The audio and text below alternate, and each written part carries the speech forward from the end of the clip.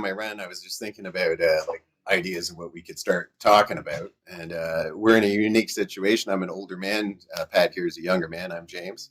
But we were both raised by fathers that were strong, independent men who nurtured us and taught us the way of life.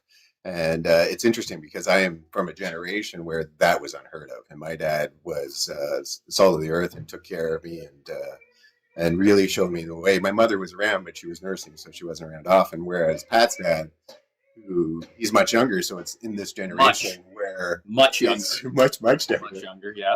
Where it's more normal for a dad to raise you. So I just thought, like right now, in the climate of what masculinity is and toxic masculinity and all these buzzwords that they talk about masculinity, it'd be interesting because we've been raised by fathers as opposed to all these other men who have been raised by mothers, what kind of idea we think masculinity is.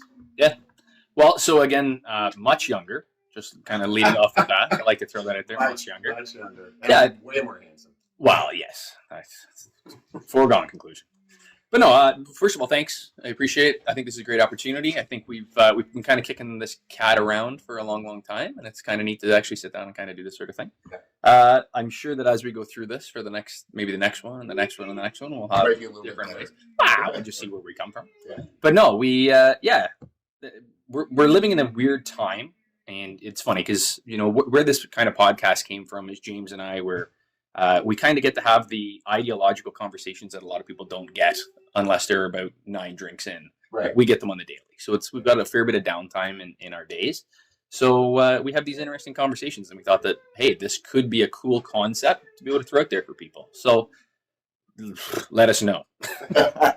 So no, for myself, I'm 35 years old, and, quasi middle-aged guy. I have a young daughter who's 12 years old, and I look at masculinity from my father, look at grandparents, other people around, and the men in my life, and I've seen a huge pivot to where we have generationally and having those kind of conversations that we do on the daily. So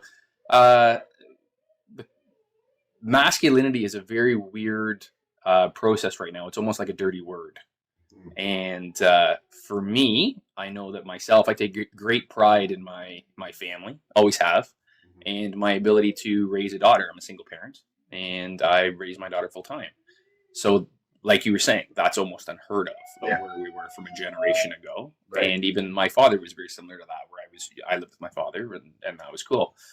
But no, masculinity now is kind of like a dirty word. I don't understand it. It is. It just seems like every time someone brings up masculinity, it's in a negative context. Like that the values that we hold, like I hold values of a strong work ethic, that I bring safety to the community, that holding a door for a woman is just said.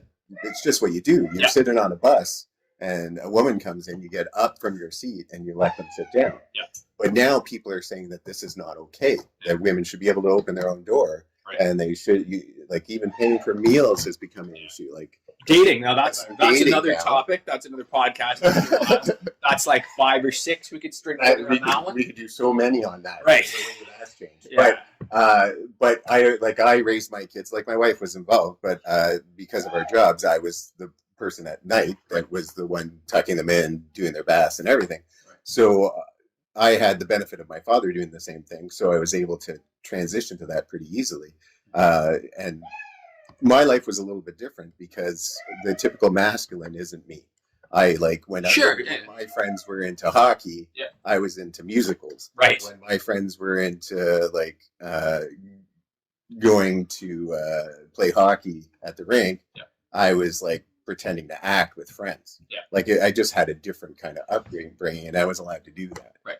So when I think of masculinity with me, there's a softer side to it. It's not as hardcore as my dad. My dad was a very, there was no hugs. There was no, there was this is why you're doing it and you're going to do it. Right. It was very much, it wasn't a discussion like today. It seems like fathers, I see them out in the community where they're on the playground going, come on, we should go now. Why don't we go now? If we go now, we'll get your McDonald's. Whereas when I raised my kids, it was we're going to the car now. Do you want to come back here another time? Yeah. We're going to the car now. Yeah. And it was your word was something. Right. And now it just seems that that the men just seem really afraid to show that kind of authoritarian side anymore. Yep. Because it's called toxic. Well, I think there's something to be said about like what you said about the authoritarian side. Is that I think today we view that as authoritarian, where it was just strength. Right. Right. Yeah. So it was funny. I was watching an interview the other night with Shannon Sharp. I don't know if you know who that is. He's an NFL football player. Okay. And he's got a podcast, and he brought on his brother. And Shannon's retired. His brother was a wide receiver in the NFL, and they were Southern boys, and they were talking about being black kids growing up in the Deep South when that wasn't very cool. Right. There was cultural wars. There was all kinds of stuff. And they talked about how they were raised by their grandfather, and their grandfather was a very militaristic man. Right. And there was just, that's the way it is. And he was talking about, his brother was saying, is that like, we'd get up and head to the tobacco fields at 5 o'clock in the morning, work for 3 hours, get drove into school, practice football for 2 hours after school, come back, and you picked tobacco, cotton, whatever it was in the afternoon when you got home. And this is 105-degree weather, and I want to say they were Georgia. Right. I don't remember exactly where it was now. But can you imagine that today? You couldn't get kids to do that today. No, like there's nothing to that. And so this is a generation where like Shannon Sharp is not an old man. No. This guy is, maybe 50 years old tops. Right. And he's literally kind of, the stereotypical like picking cotton, picking tobacco. Like this, like we're not a generation away from that. No. And that's the way they lived. Yeah. And I've got a 12-year-old daughter. It's funny. So myself, I have some real estate. I'm in real estate as well as I've owned businesses, done a few different things. And today I took my daughter, I was looking at a property, and I take great pride in doing things to associate her with my business. Right. So if I'm able to bring her along and I'm able to show her things, spot things in a residential rental property, I'm building for a family empire is what my goal is, right? I think what we have is that we've pulled back where dads are, unfortunately, we're 9 to 5 in our job. We run home. We got to get the kids to soccer. We got to get the kids to hockey. We have a missus or we don't. And in a lot of ways, wives are running the households, and they've traditionally done that. But we've taken some of the oomph out of the role of dad. Right. And for me, I'm very lucky. Again, there's pros and cons to this, but I'm lucky because I get to write my own script. Right. So when I have an opportunity like today, this is March break for my daughter, so she's with me. We're talking about business deals. She's 12 years old. I'm sure my daughter would much rather be hanging out with her friends, going to the mall, all those sorts of things. But I don't think she was. Knowing who she is now and the conversations I've had with her, that is not what she like. She would like to do that, right? But she also like enjoys the opportunity to talk business. Well, there's listening to you guys talk. She enjoys that side of it with you. She enjoys the fact that you guys share in that, and the fact that she is an anomaly. That she knows so much more about business than I know. Like she is. I don't know about that. Yeah, no, it's true. She knows a lot because you're on the ground floor with her, showing her the way, so that when she gets to like 18, 19, she'll have a platform to launch off of that other kids right now today who aren't learning that stuff are going to have. And it kind of reminded me that when I was a kid at 12 years old, I was expecting to have a fun summer, and that's when my dad said, "No." Yeah. Like you're 12, you're getting a job. Yeah. And he took me out to the fields, and I was hoisting hay. Yeah. Onto a wagon all day in the sun. Yep. Or I was picking rocks. Yeah. And then the next summer I was working in a hothouse, doing flowers, and then going to the farmer's market and selling flowers. Yeah. I always had a job. Yeah. So what did that teach you? Dad forced me to have a job. But after the first job, and then I had money I could walk away with at 12. Yeah. And if I wanted to go to the movies, I just went to the movies. Right. I didn't have to ask anyone. I didn't owe anyone anything. I wanted to hop on a bus. I could just do it. And I felt that at 12. And that gave me the work ethic that I have today. Like right now, I work 2 full-time jobs. Yep. I'm starting a small business. Right. I'm starting this podcast. Yeah. Just trying to branch out there and make lots of sources. James P. Hustle. James P. Hustle is where I'm at. No, but it's exactly right. And I think we have very similar upbringings that way. So your dad was a hustler, Yes. right? Like he pushed and fought and that sort of thing. And my father, he worked for General Electric here in Canada as a hoisting engineer, and he always had business on the side. Yeah. So we had a paint and decorating store. So when I was a young man, my parents had that. I'm in there at grade 3. I remember going in and carrying single gallons of paint out to people's cars because that's what my mom's like, hey, can you help them out to the car? Great. Learned how to talk, learned how to, a little bit of salesmanship, right? Totally. So now after that, so again, my family, we have horses, standardbred race horses, a lot of hay in the summer. Yeah. So you learn the salesmanship, you learn when to talk, Mm-hmm. and when to shut your mouth, Yeah. and you learn when to listen. Yeah. And when you are around yourself, when you put yourself in a surrounding of adults at a young person, yeah, there's some days where you're like, oh, that wasn't great. Yeah. But I had way more times where I look back and going that those were the best days. Just amazing. Awesome. Yeah. Because it was something that nobody else was doing. No. None of my friends had that experience. They didn't have a correlation to put that all together. No. And so my father recently passed away, and the times that I had driving back and forth, picking up and shipping horses. We used to buy horses off the track and ship them down to the Mennonites in Kitchener, Ontario, or down into the States, into Ohio, Indiana, Pennsylvania. So we'd go down there, and those 5 or 6 hour conversations. Yeah. Now, like that communication, it's hard to get people all in the same room to do that again. Yeah. And I don't know if. And when you do have them in the room, they're usually distracted by something. Well, we've got the internet in the pocket, right? They have the internet in their pocket at all times, and they're constantly distracted by a ding or a picture or the TV in the background or something. Yeah. Whereas when you and I were growing up, we were with our dads. Yep. We were just with our dads. And likely being yelled at to hold the mask a certain way. Or the flashlight. Right. Yeah. Oh my God. And the flashlight. The amount of times that I was holding the flashlight light wrong, I can't even tell you. Right. Can't even tell you. There might have been some cursing that we'll leave out, but no. And again, is that toxic? I don't know. I struggle with. I don't think it's toxic at all. It's not how I see it at all. I don't know why people see it as toxic now. I don't think that what my dad did changed me adversely. Yeah, did he yell at me? Yeah. Did he degrade me sometimes? Probably shouldn't have. But yeah, he did. Yeah. But it made me the man today. That when I went out into the world, there was no one who could put me down. No. Whereas now, it seems like, and this is not going to be very popular, it seems like when men go out into the world, anyone can put them down with a word. Like if you look at the internet, someone says, a size-weight comment to a guy, and they're on their knees crying. Like it's just a different world. Whereas there's not a person in this world who walk up to me and tell me something that's going to knock me on my ass. Right. It's just not going to happen because I was taught from a young age that you're going to stand up. You're going to be a man. You're going to be who you are, and you're not going to let anybody take that from you. Well, and I think a great precursor to that, or even substantial after that, is the fact that you've had relationships in your life where people who you've loved, there's been problems, they've hurt you, they've all those sorts of things, but you realize I don't have an opportunity to sit down. No, I got to churn. That's I got right. to keep the feet going. I got to keep throwing hay. I got to keep doing whatever I'm doing. And I think that's where I don't know if that's where we get ourselves in trouble, maybe as men, as dudes, as whatever you want to categorize us as, is that we just don't have the option anymore. Right. Like I remember when I was a young father, my daughter didn't live with me, and I was a very young father. Like I said, I'm 35 years old. I have a 12-year-old.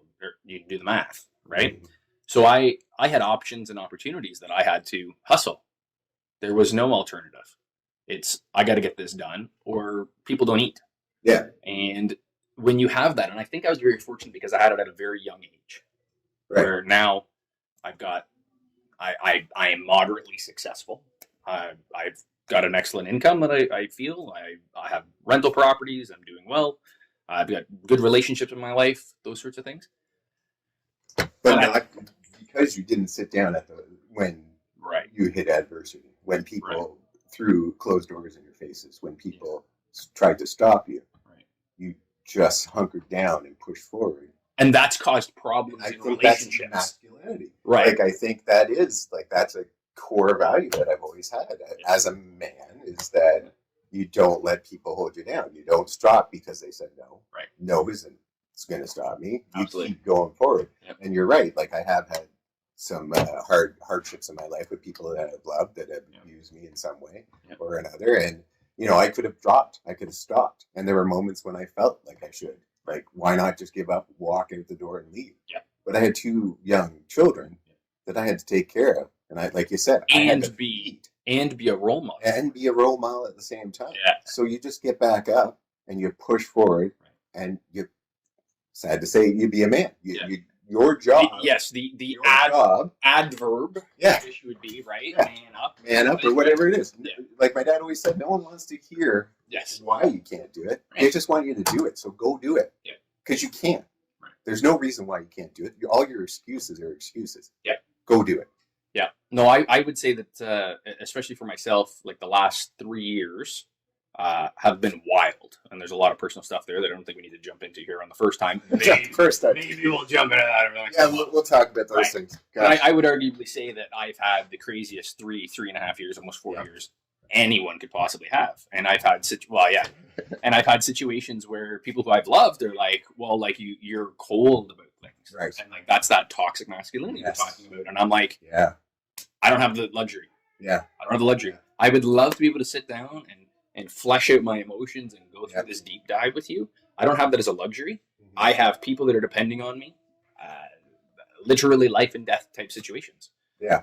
And you do not have that. You just get up and you keep going. And the longer you can, maybe this is a trauma thing, but the longer you can drag out those instances where you have problematic situations, the lesser they feel traumatic or problematic. Yes. So the longer you can pull on them and keep the wheels going, as opposed to hitting that you're solving wall. Right. You're solving them. Yeah. The trauma's there. Sure. But you've solved the reason that the trauma happened. You're sanding you still the have edges. Right. The trauma's still there that you're going to have to deal with. Some days more than others, right? More than others, but you've made the solutions because you didn't stop. Like, I agree with you. Like, there are times when I've been told I'm cold too, that I'm not forthcoming. Like, I've had girlfriends in the past that are like, you don't talk enough about it. Right. You don't explain it. Well, I don't have time for that. Right. Like, I can sit here and I can complain to you, tell you all my woes and why it sucks and why my life sucks and why I can't do it and why I'm falling apart. Yeah.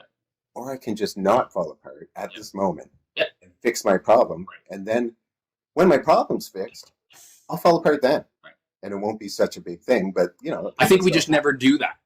I guess that's true. I think that's wrong, but I think you're bang on. I think where for us especially, you know, I think we play off each other, and have for a long time. We've been friends for a number of years now. Yeah. Is that we kind of are always on to the next thing. Yes. So you, for instance, you've gotten into the real estate side of the business. Yes. You know, we've kind of been able to build that around coming because of you. Absolutely. Well, but you've spent the money, you've done the things, you've educated yourself, you've done those things, but we've been project after project after project after project. You're wanting to build something for your kids, right? You're wanting to build a future. I think that we're a little bit different in a way that we look at the world than I think a lot of people are. And I think it comes back to a little bit of who we are fundamentally as people, the field that we kind of went into, right? Our world view. I think we're a little softer in some situations than others, and then we're pretty rock cold in other areas, right? We are, yeah. So that's where I think, you know, this is a really interesting topic, and there's probably some women out there that are looking at this, and maybe they can look at their significant other or somebody that they've dated in the past, and they're like, I've never really kind of looked at it as guys aren't supposed to cry. They're not supposed to be that dude. I know that I have punched the absolute shit out of a couple steering wheels over the years. Oh yeah, in private, and then I get out and I go, and then that's it. We're rocking and rolling. That's it. Yeah, exactly. Yeah, and then you move on. That's it. You go on to the next thing, and then you solve the problem. You think of what's coming up next. Right. Yeah. No. Totally. No. I have quietly myself in a room dealt with it, and then I move forward. The people who are depending on me, and it was the way I was taught, and maybe it's wrong. Right? Maybe this new way is better. That is possible. But in my past and the way I was brought up, you self-soothe. Yeah. You have that moment of, oh my God, the world has ended. Yeah. You punch a steering wheel, like you said, or you punch a wall, or you do whatever the hell you need to do to get, and it's brief. Yeah. You don't have time. No. You're on to the next thing, and then you fix the problem and you move forward, and and because the way my view was, it's getting better now because apparently I'm learning. My view was that the people who depend on me can't see that I'm weak. If they see I'm weak, then they'll be afraid. If my kids, I've never looked at it that my way, but kids yeah. see their dad in a weakened state, where he's sad, where he thinks that it's not going to work, where I don't know that I'm going to pay my bills, I don't know, we may lose the house, right, or all real possibilities in my life, then where would they be? Right. Why would I worry them when I know I can fix it? Right. They don't need to know that. I'm not going to stop and talk. At the time, the wife that I had, I'm not going to stop and talk to her about it, because that's not going to solve the problem. That's going to make her scared. And my job is to make everyone not scared. Right. That has always been the male job as I saw it. That's so toxic. It's so toxic. But it's not. Why is it toxic? Why is it toxic when right now, disagree. When you're talking about like if there's a fight. So if my girlfriend, like, not that I have one now, I don't, but my girlfriend, we're at a bar, and some guy does something mean, rude, punches her, hits her, anything. What's supposed to happen? It dies. I'm supposed to jump in. I'm supposed to protect her. If something happens to my kid, I am supposed to protect them at all times. That's my job, because that's my masculinity. That's my man. And you live that. That's not like that's the way I feel. I have had many a situation where I maybe take on the role of girlfriend. Where I find myself in a situation because I have had a time or two. And all of a sudden, James, 6'3", is standing over behind a guy going, "Is there a problem, sir?" So yes, I can attest wholeheartedly that James. Same with you. Like we've had a problem with our friend. We were like in Toronto. We were in Toronto, and he was alone because we were off talking to maybe other people. And both of us almost at the same time, we felt it. And we looked over and we could see this guy in his face. And we ended up, like, both of us are big guys. Hi. And we ended up behind him. And went, "What's going on here?" And it went from Craig was going to get into a fight to it's not happening. He just slunk away. Because we're protective. Because that has always been the masculine role as far as I see it. And I think that's still important. I don't know why it would be toxic. Like, why would that part of the male role be toxic? We're gonna have to get a woman in here.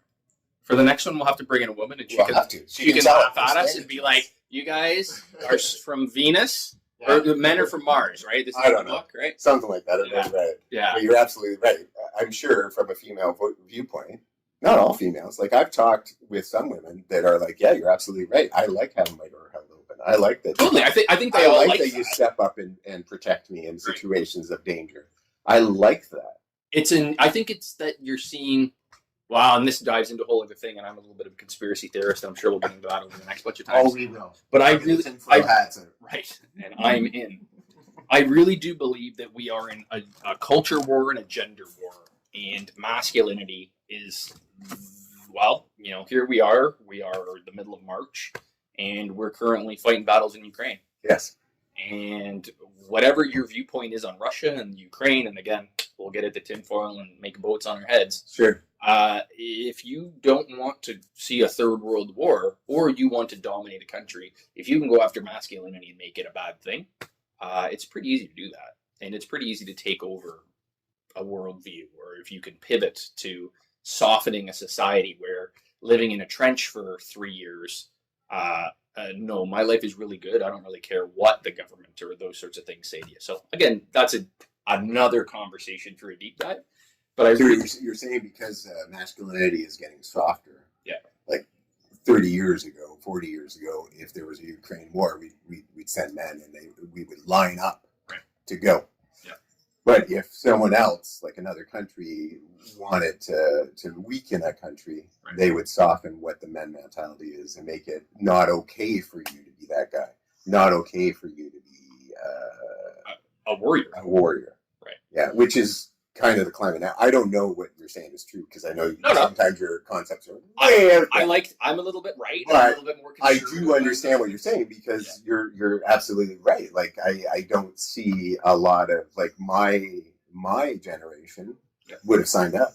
Like I would have at 18, I would have walked right up and I would have been proud to do it. Right. I would have been ready to do it. I don't think people at 18 right now, you will have some, especially it depends on what country you're from and stuff like that. But I think you're right, because of what we've done to masculinity and made it not popular to be that kind of warrior guy. And we make fun of those people that are very masculine in our community, that we are kind of holding back that the whole idea of being a warrior is a good thing. Well, I'd even go as far as, here we are, again, we're Canadian, we're in Canada, flying a flag in Canada right now is almost a terroristic act. Yeah.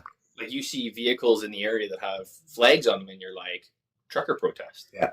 And I've never been so weirded out by the fact that people are like very strong, pro or con, flying the flag. Yeah. Like it's so weird. There should not be right. Thing. And you and I have had these conversations before, but in Canada here we have July 1st. That's our Canada Day, right? So for us to have Canada Day, now our Prime Minister is more or less made that almost terroristic. Yeah. Right? We had well, they were saying that anyone carrying a flag, they would arrest. Right. Yeah, which is crazy. Crazy. It was a symbol of freedom. badness. I thought it was freedom. I thought it was freedom and wonderfulness, and the fact that we're free to say and do whatever religion we are. But no, they were saying that if you're walking around with a flag, that's a bad thing. Yeah. So now you have them on vehicles, and immediately you look at that person and you know their political ideology. Yeah. Based on if they have the only other leaf you can fly is the Toronto Maple Leaf, and they're no good for the next 4 months. No one wants to fly. No one wants to fly that. Right? As a true Habs fan, probably no one's going to listen to this podcast ever again now that they know. Yeah, that's over. Habs fan, right? That's over. And the fact that I don't even give a shit about it. Right? I couldn't care. You were doing drama. We went over. I was doing drama. Yeah. We live in a weird time, and it's funny. You and I have these conversations, and other people that we have, kind of in our sphere, we have these conversations where almost on the daily we're saying it's a very weird time we're living in. Yeah. And I don't know if we're just old, because I remember conversations when I was a young man sitting around with family and that sort of thing, and they're like, "Oh, this generation," and it's weird totally. all the time, right? Totally. Yeah. But going back to the conflict, like the war, 18-year-old dude, he's got Tinder in his back pocket. Yeah. Do you think he was signing up to go live in a trench in the Ukraine? I would say the majority are. I would go, all of them aren't. I don't know how many 18-year-olds. I'd like to see the numbers on how many 18-year-olds are working right now. Well, they got CERB. So in Canada, CERB was our government stimulus over the COVID pandemic. Yeah. And there were people that were making vastly more money on CERB. Well, it's a small sample, but I can't even tell you the amount of 18-year-old men that came to my house to rent. Right. And they had no job, no livelihood, and kept on saying to me things like, "Just give me a hand. Like, I just need to step up. I just need this." Right. And every time I was thinking in my head, "What do you mean you need to step up? Go get it. They're ninjas. Why aren't you going to get it? No income, no job. Go get it." Yeah. I have 2 full-time jobs. Right. That I fought for. I think it goes back to this. I think it goes back to this toxic masculinity, right? Yeah. And that's a generational gapping that we have this odd thing. And again, so some of the renters that I have too are very handout driven. Mm. And don't get me wrong, there's pros and cons to renter lifestyle, especially here in Canada. If you're living in big city centers, you can't afford it. No, you can't afford it. There's no way. Right. Yeah. And where we are here and our geographical location, we're just outside of the big centers. Mm-hmm. But real estate prices have gone up 35-40% a year. Yeah. And whereas you and I are now kind of having trouble buying another house. Right. And we're in a better financial position. Oh. Because of how it's moved up. Right. Yeah, absolutely. So when you look at that, how does a young person, let's take your average couple, right? You get a 25-year-old man and a woman, and they decide, okay, hey, we want to date, and that's what it is. It's dating now. They cohabitate. That's right. Yeah. Marriage is a weird thing right now, and there's a whole religious connotation to that, and I'm sure we'll have conversations around that in the future. Oh yeah. But yeah, like cohabitation is a thing that we do now because it's almost, again, going back to like the instant gratification aspect, right? There's also a temporariness to it. There's always an out. Everything is temporary. There's always an out. Yeah. It seems like everyone just wants an out. That's a good way of looking at it. You know, like, because if you just live together, there's always an him. Yeah. You know? Yeah, no, that's interesting. I've never kind of looked at it that way, but I agree with that. And there always seems to be the next crisis. Yes. Whether it's personally, whether it's geopolitically, whether it's financially within, you know, the world, the nation, your personal lives, job stability. That's a topic, right? Yeah. And I think that goes back to, in a big way, where masculinity comes in, is that we have to stop. Yeah. Like, there's no excuse. Was no victimhood when I was growing up. No. You wouldn't hear a man say that it's his fault. Well, what'd you do in showers when you were in high school, son? Right? Like the gym teacher throws a towel at you and is like, boys, you're gonna shower in a trough. It's facing each other. Right? Could you imagine? Yeah. Could you imagine? Oh, yeah. Right? Yeah. It's not a thing. No. So it's this weird everyone is a victim today. Yeah. And unfortunately, when everyone's a victim, then everyone is a persecutor. Right. Right. So you have a victim mentality, and therefore everyone that engages with you is potentially your persecutor. Right. So then how do you play off of that? That relationship that you have with that person is now not trusting, not open, not positive, not all those sorts of things. You're waiting for the hammer to fall. When is that person going to persecute you for your creed, gender, religion, or ethnicity, whatever you want to call it, right? Yeah. Whatever stigma that individual identifies as, because we all have personal identifications, right? Totally. So I grew up, I was a bit of an athlete. I always was into business. When I was 17 years old, my father and I started our first business.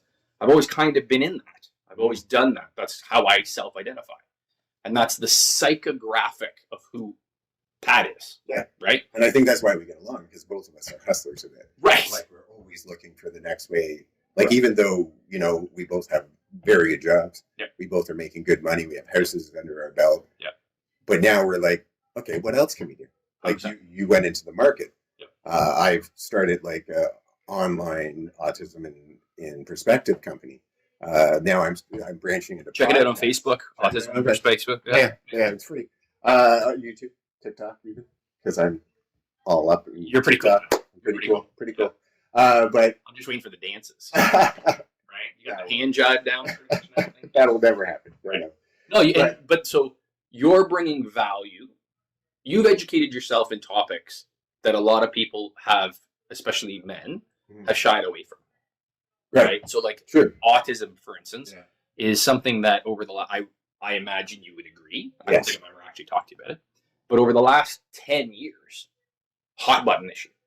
Yeah. It was Down syndrome about 10 years ago, and then now, because we found out the reason the Down syndrome happens, because it was older people having children, that's kind of pulled away. And autism, because we have been more accurate in detecting autism, but we have also, I think, there is more cases of autism, and I have no idea why. No one seems to know why. Right. But yeah, autism is that fluoride in the government, in education, it's fluoride in the water. Fluoride in the water. It's got to be. Yeah. No, again, that's not true. Hats on. Not true. Hats on. No, not true at all. But So my career, I have been surrounded by women.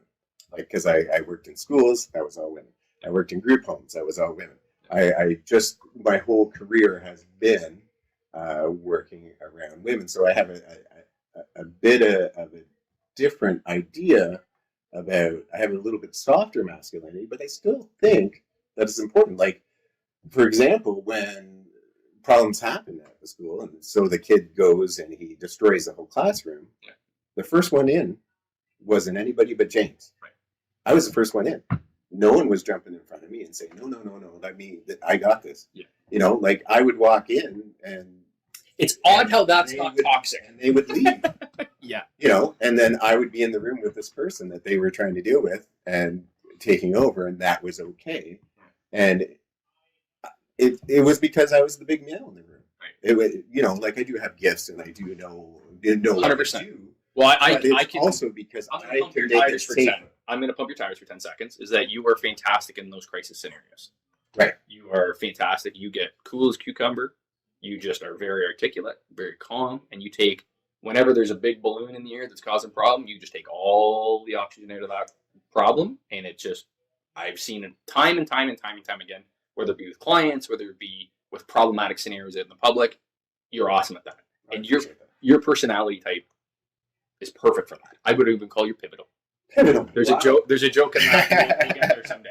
I thought I just showed up on time. That's it. But yeah, that you have that ability to take really problematic scenarios, and like I say, take the energy out of the room. You can take the fire out of everybody, and you just like calming influence.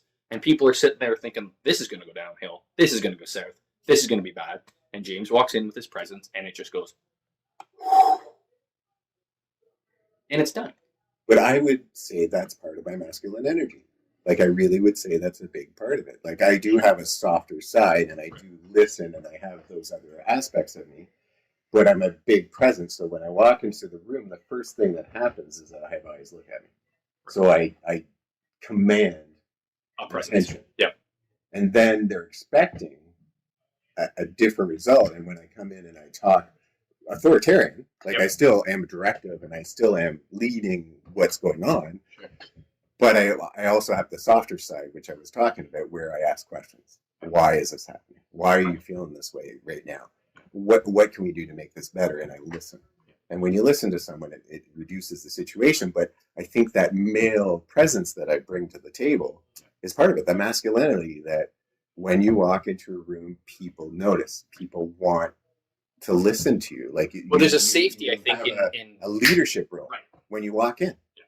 And I don't know what's wrong with that. No. And I think that you've probably had situations where in the moment you've supported people in rules, and then like you take all the puff out of the scenario, like I'm saying, all the danger, all of that problematic behavior, and then I would argue, and because I've worked with you and I've known you long enough, where some people have looked at that as well. Oh, well, I had it, and it's like, with all due respect, sir, ma'am, whoever, you did not. We like the knees were weak, arms are heavy. You got mom spaghetti, like you've got problems all over you. Totally. And all of a sudden it's, I had it. Yeah. And there's, and I think you're really good at that in a lot of ways of saving face, right? You give everyone an opportunity to, deal with the problem afterwards and save face. And whether it be a client, whether it be a person in the public and all that sort of things, that you give them that aftercare, we'll call it. Sure. Right? Yeah. Like I talk to them after and go, this is why I did what I did. Right. This is what you were adding, like you were amplifying it. Sure. And, you weren't aware of it. Right. So that's why I asked you to leave right away. Yeah. And now we can discuss what was going on. And next time, like, if you cannot engage in that way, you won't have that kind of problem. 100%. And it just kind of, you're right, it kind of diffuses not only the person that had the conflict, but the other people that I had to get out. Right. There's two people in a conflict. Yeah. And especially coming in as a third party, right? Like I say, it takes... I think you, with the autism and perspective stuff, I've said that for a long time, you should be doing it. I think I've been one of your strongest advocates of, dude, you need to be doing this. You're fantastic at it. Like, I appreciate that. There is a skill set. Sure this has to do with masculinity. No, but we're pumping the tires. We don't have merch, but we're going to get merch apparently. You need merch, yeah. But no, I do. I think you're fantastic at that, and I've kind of been growing and watching what you do, and I think you're fantastic at it too. I've seen you do exact same thing that I've done in many. Because I've learned. Because when I came in. When working together, I kind of just mirrored what that guy does because that works really, really well. So I'm going to do that because nobody else dies. So when he does that and no one dies and everyone's looking around like, see how that worked? Yeah, that's good. So, and I know that you're putting together a program and a package right now that is wildly successful. People are really, buying into what you're doing. Starting to grow. But that's a thing, right? So you as who you are as a we'll talk about the toxic masculinity here. We'll go back to it. Is that we've got to get you to be a salesman now. Right? Sure. So I got to sell myself. Right. Yeah. So now you've got to go from, okay, I've done these skills, and I would argue that you've mastered them. You're fantastic at what you do. Appreciate that. And now you got to turn on the toxic masculinity, and you got to become a street preacher. Right. You got to get out there, and you got to sell yourself, and you got to find your niche, and you got to pump. And that's going to be where you're going to see the results. It depends on the definition of toxic masculinity. So, like, if you're talking about the toxic masculinity that people are saying is toxic, but I think versus real, like, but you need me more than I need you, right? And I know everything, and which is not what I'm selling. Mansplaining, which is not what I'm selling. I'm selling. I said that really negatively, right? Mansplaining. Well. Yeah. I think every guy has had at some point in their life where someone has said, Definitely. mansplaining. I know I have. And I think, so I've had it both ways, where I've given advice and it's been taken very well. And I've had it where I've given advice and it's been taken not well. And the difference that I'm finding is that women, and this is general, this is just in my life, some women have already thought of that. They've already solved the problem in their head, but they still need to talk about it. But I'm not used to that. Like we were saying earlier, as a masculine, I don't talk about it. If I'm talking about it, it's because I don't have a solution and I need help with it. Yeah. If I'm not talking about it, I have a solution and I'm going to do it. Probably 3 of them, actually. Well, 3 of them, exactly. I'm going to go start with A, B, and C, which is what we always talk about. But A is probably not going to go, but B will be the one. But when they come to me and they want to talk about what's going on in their life and the problem that they're having, they already know the solution, but they just want a sounding board, which I'm not used to. So then when I start throwing the advice at them, then I'm mansplaining because you don't think I already know that. Well, no, it's not that I don't think you already know that. From my viewpoint, you're asking my advice because you're telling me about a problem. So you must need help with it. Whereas... And that's a mindset. That's a mindset because if I talk to another guy about my problem, he knows you need help. We're gonna hash this out. Like you and I, we've talked about our problems lots. And when we do, it's because we're gonna hash it out and we're gonna make solutions, right? It's not because I want you to hear me. Whereas the women that I've talked to, I have a lot of female friends, and I had one friend that was hilarious. She would come to me and go, "I just want you to be my girlfriend today," and that was our cue. That was me knowing that she just wants me to listen. I don't have to solve it. I just go, "Oh man, that sucks. You're right. He's a fucking asshole." You know, like, "Oh, your kids are being so mean to you." Whatever it is, as long as I don't bring a solution, right? But then there was other times where I really need help today. And that worked really well for us because we had that open dialogue that I knew when she didn't. But as a masculine, like the masculine energy I'm talking about, I don't think men know that. Like, I think men really just, if I'm talking about it, I need help. Otherwise, I've fixed it. So I don't want to talk about it anymore. That's the past. I got to work on that next problem because I always have the next thing that I have to build because I want to keep my family safe. I don't want them to be afraid. I don't want my kids to ever, at any point, think there's not going to be food on the table, that they're not going to be able to go to university, that they're not going to be able to live wherever they live and feel safe. I have one, like, both of my kids are far away from me now because they're grown up and they're on to their own lives, but they still call me for advice. They still call me for help at any day or night.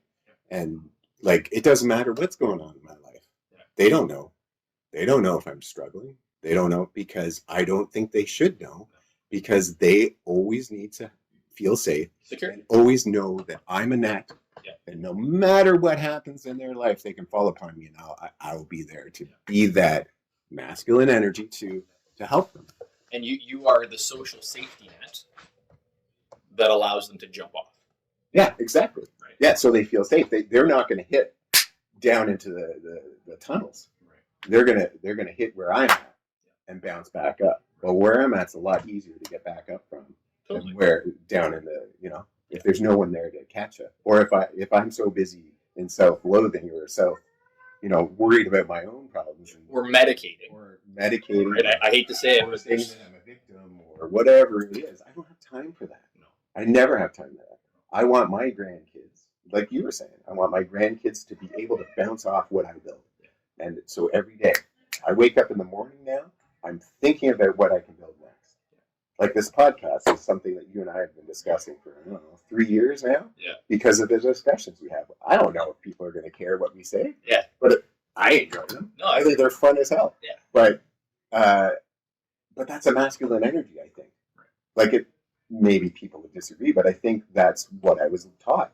Yeah. That the masculine energy is that if you're not moving forward, you're dead. Right. You're always trying, like my dad was a hustler, like you said. Yeah. Like he had a snowplow business. In the summer, he retired, but then he was buying and selling used furniture. Yeah. I would come home and there would be a brand new couch set in my house. Yeah. And then the next day, there would be a different couch set. Like it was just non-stop. Yeah. Don't get too comfortable. Don't get comfortable. Yeah. It was, somebody's coming in 25 minutes, and they're bringing a truck.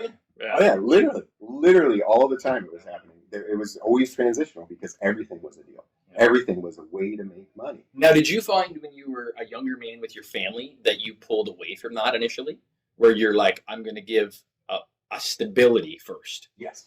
Right. And see, that was my first thing, is that I needed everything to be stable. The house had to be never changing. Right. My furniture would be like always the same. Right. I wasn't hustling, and I wasn't going to. Tell me about your trauma. Yeah. I wasn't going to. I didn't want them to feel transitional, because we did move a lot when I was younger for bigger and better things, right? Because my family was always trying to improve themselves, right? So I still have the house that I bought before my first child was born, and I'll always have it. And it's because I have locked in my head, and it's probably, like you said, trauma from the fact that I moved everywhere and that my house was so transitional. But it's also because I want them to always have that home, that space, that net, that place to bounce off. If the worst comes to worst, and their families, they need a place to be, I'll kick everyone out of my place because I have renters, and you're gone. Bye. My family's more important than you. Absolutely. Yeah. So I will always have that house as a safety net for them, and they will always have that house. 100%. Yeah. Now, your parents were generationally very different. Yes. Right. So a little bit of your background, right? Like first generation. Your dad was first generation Canadian? No. So my great grandfather came from Lebanon.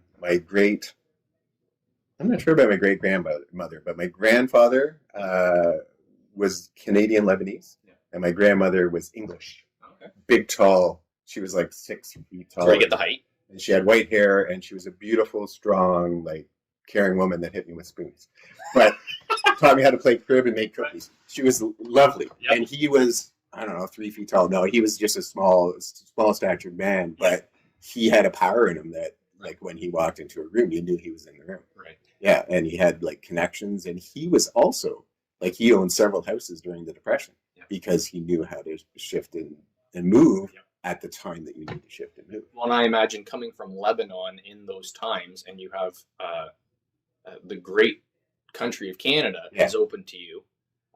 Where you have opportunities to make decisions. Miss that hustle. Yeah. And I think that we've come a long way. So I'm Irish by descent. My whole family is Irish.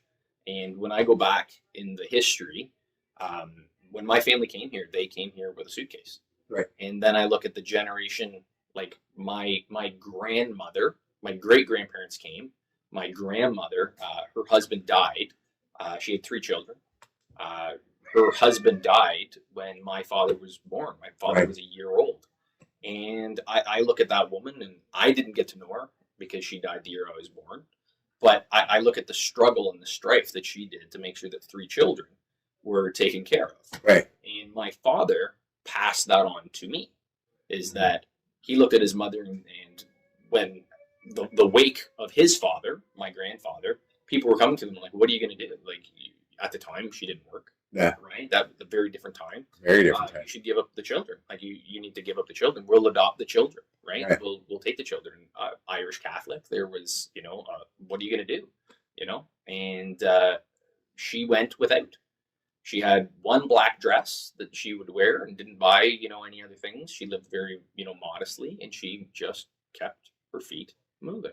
Mm-hmm. And I go to the story of my dad telling me about, she'd go down to the market and she'd negotiate a basket of tomatoes for the price. And, she'd haggle and haggle. Yeah. Not because she thought it was fun. Like we have haggling now, right? It's fun. It's kind of fun because we got money now. Yeah.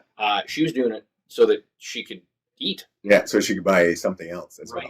Yeah. And she'd go there and haggle with the guy, and 25 cents for a basket of tomatoes. Well, I'll give you 20. No, 25. I'll give you 22. Right, break it down, and then she'd pack up the tomatoes after a price of, well, that's a basket of tomatoes, and then walk away. And I look at that and I go, that there taught my father that aspect, that life of, you don't have the opportunity to stop. Right. You are raising your children. Mm-hmm. He had to go out. And when he was a young man, he went out and he started working at 17, 18 years old, as so many did in that generation. Oh, absolutely. And he did not stop. He always had businesses. He had side hustles. He was always doing things. Mm-hmm. My father, like I said, just passed away. Yeah. But incredibly proud of my father and yeah. everything that he was able to do, and to give me that jumping off net. Mhm. And I think my dad and you are very similar in a lot of ways. And I look to you in a lot of ways very much as, a father figure. But there's an age difference. You're very old. So much older. You're very old, yes. Well, let me get the walker out of the way. Right. I got a couple at home, but you Yeah, I heard. Dad passed away, I yeah. had to use one just the other weekend there, sir. Well, you throw your back fell out. Yeah. Who's walking like an old man then? I'm just saying, Right. this is off topic. You might or might not have Yeah. dropped But you bring off. up an interesting, I did try to be that, so that's hilarious. And I did not make fun of you once during that No, time. you're a gentleman. Yeah, maybe some old age comments. But also an interesting topic is what factor do mothers, like my mother, had in the masculinity role? Like, when I was raised by my mom, and my mom wasn't in my life often because she was a nurse full time. She worked 12 hours days.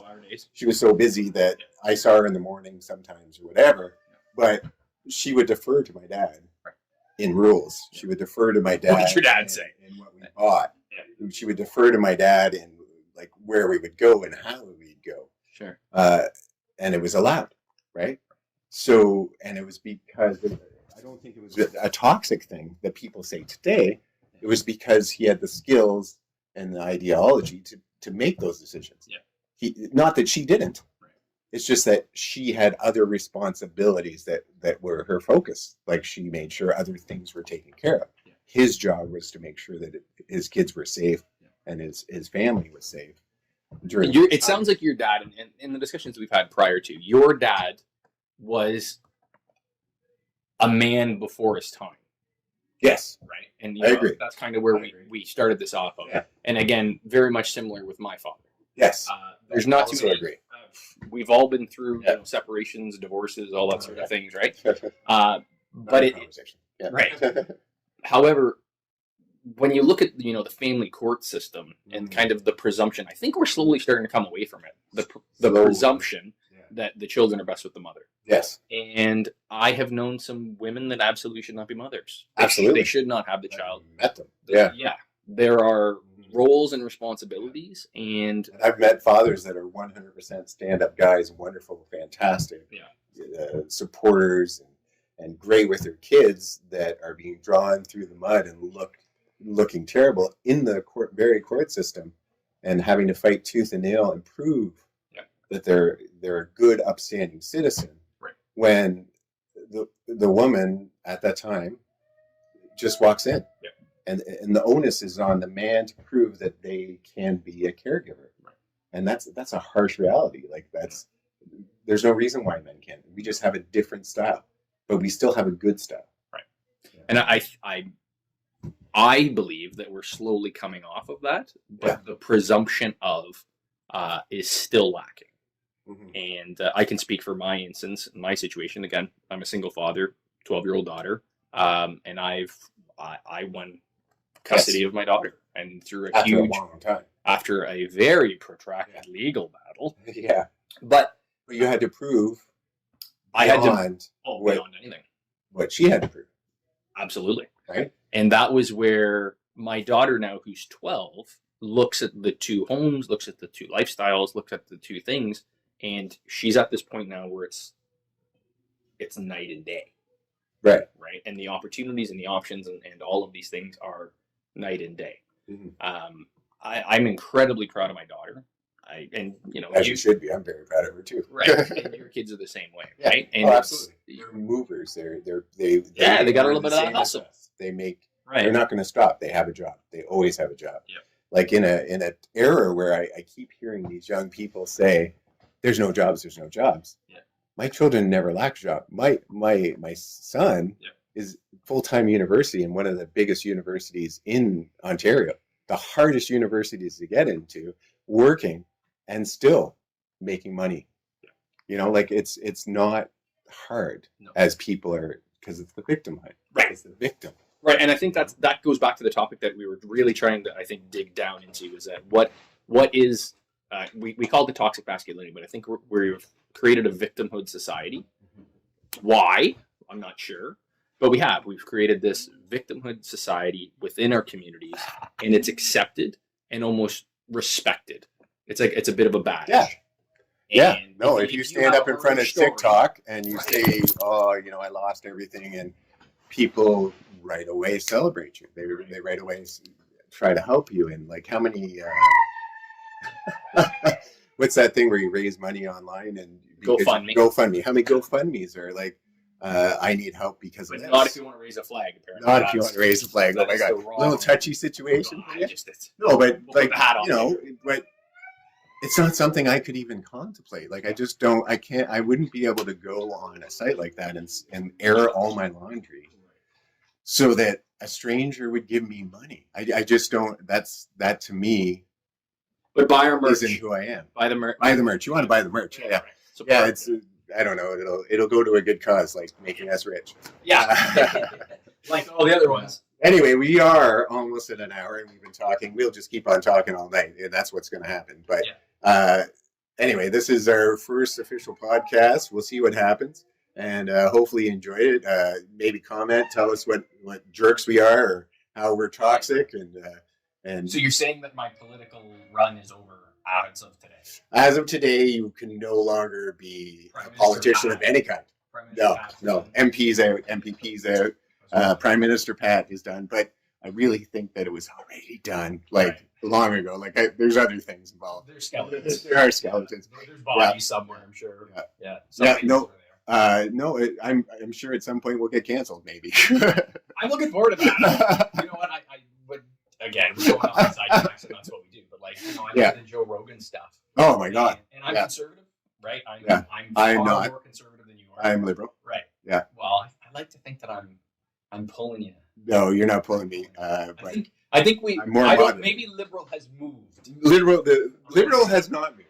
The traditional liberal has not moved. The liberal of my day is the same. It's just that now the noisy group that is over is louder. Like, because I'm not going to talk about it. But the louder group is getting all the attention because of TikTok, because of Facebook, and because of YouTube. Yeah. Anyway, that's a whole other discussion. But yeah. Anyway, I hope that you enjoyed the conversation about masculinity. I don't know that we stayed on the topic of masculinity so much, but that's kind of what we do. And if you like have any comments, feel free to put them down there. Yeah. Hey folks, thanks again for joining us at Soaring Prophets. Patrick and James, please like, subscribe, and share. And follow us on YouTube, TikTok, Instagram, and of course, Facebook. And let's start a dinner table discussion right on this page right here. Let's start talking about the topics that we're talking about today. Thanks again, folks. Appreciate it.